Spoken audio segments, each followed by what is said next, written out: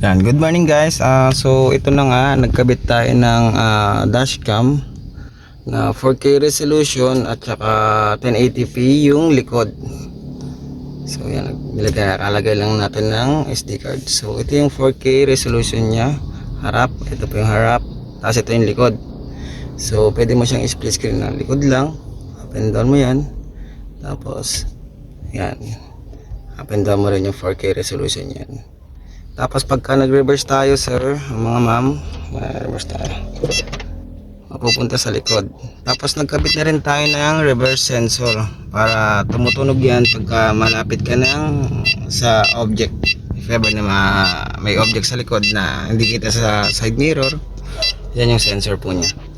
Itong dashcam natin is nakakonect siya sa cellphone.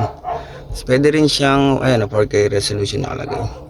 Tapos meron din, may ano pa kasi siya, kaya medyo hindi malinaw kasi meron pang screen protector. Nabibiyan sa cellphone po. Tingnan mo kung gaano ka-smooth yan.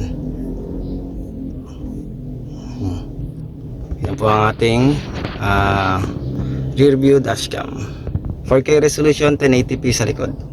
Thank you.